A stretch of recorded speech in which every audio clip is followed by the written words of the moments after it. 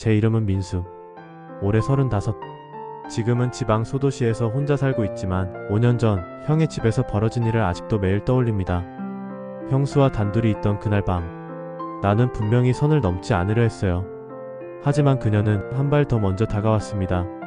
속살이 보일 듯 말 듯한 슬립을 입고 애교스런 말투, 165쯤 되는 키에 S라인 몸매, 이런 모습을 보고 둘만의 공간에서 풀 발기되지 않는 남자가 있겠는가? 옆에 다가온 형수는 나의 풀 발기된 것을 보더니 피식 웃으며 도련님 텐트 이쁘게 치셨네요. 이 말을 듣고 나는 얼굴이 빨개지고 형수는 껄껄 웃고 이런 창피가 없었습니다. 도련님 순진하시다. 모태솔로야? 괜찮아. 인간의 3대 욕망이 뭔지 알아? 식욕, 탐욕, 그리고 하나가 성욕이야. 발기되는 것은 자연스러운 거지. 민수는 내가 섹시하다고 느끼나봐. 나 대학 다닐 때 남자들이 많이 따라다녔어. 형수님은 얼굴도 이쁘시고 몸매가 너무 이쁘세요. 나올 곳 나오고 들어갈 곳 들어간 확실한 S라인 몸매잖아요. 완벽한 S라인 몸매. 나 지금 허리 24야. 대학 다닐 때는 23이었거든. 민수 커피 마실래? 네. 커피를 타러 왔다 갔다 하는 형수의 슬립 입은 모습에 나는 완전히 흥분된 제정신 상태가 아니었습니다. 커피를 주면서 스치는 부드러운 형수의 손길, 고개를 숙일 때 보이는 젖무덤, 슬립에 비치는 티팬티. 이 상황이면 형수밖에 없는 집에서 덮쳐야 정상 아닌가? 덮치지는 못하고 꾹 참고 있었고, 대화 중에도 내 시선은 형수의 젖무덤과 골반 쪽에 고정되어 있었다. 형수는 나의 시선을 즐기는 것 같기도 하고 옷을 갈아입거나 가리거나 할 생각이 전혀 없어 보였다. 민수야, 여자와 관계 언제 해봤어? 지금 여자친구 없잖아. 네, 언제 해봤는지 기억도 안 나요.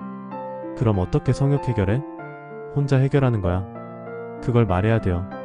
말하면 어때? 자위로해요. 불쌍하다 도련님. 그러면서 나에게 다가와 백허그를 형수가 하였습니다.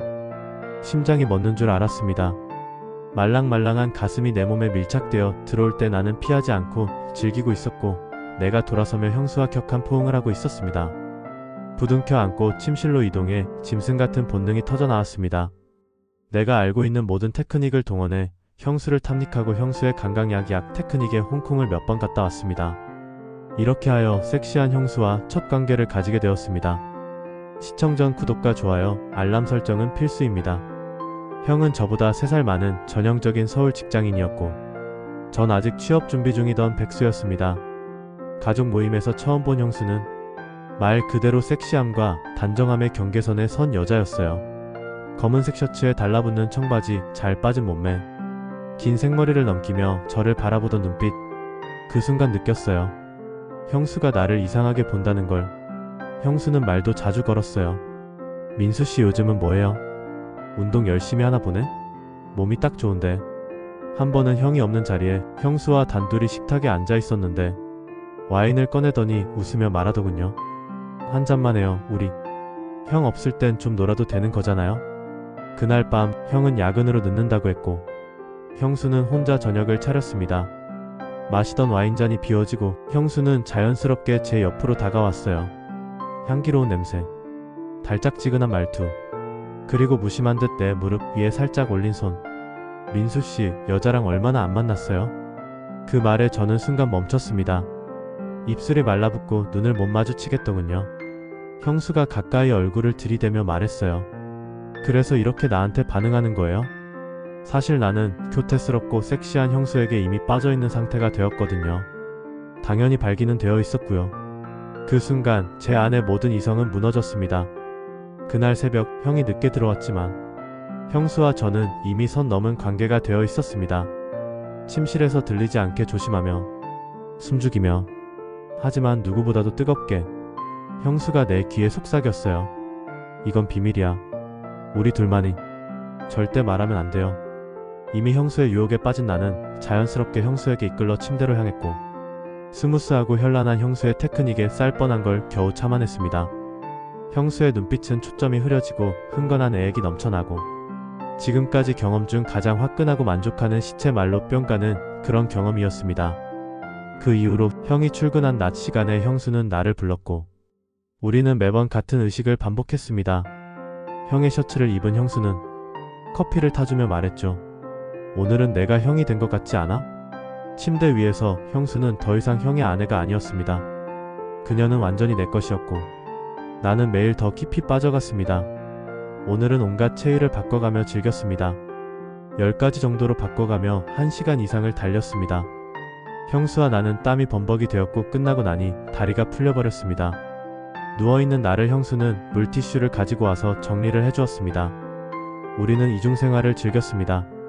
가족 앞에서는 아무 일 없는 척 하지만 형수가 내게 윙크하는 순간 우리는 눈빛만으로도 서로를 불렀습니다. 한 달이 지난 어느 날 형수에게 연락이 왔습니다. 형이 지방으로 2박 3일로 출장을 간다는 것이었습니다. 당일 코스로 가까운 바닷가로 드라이브를 가자고 하였습니다. 백수인 나는 오케이 하고 형수와 만나 2시간 거리에 있는 바닷가로 향했고 형수가 사주는 해물 요리를 먹고 바다가 보이는 카페에 앉아 바다를 바라보다 근처 모텔로 향했습니다.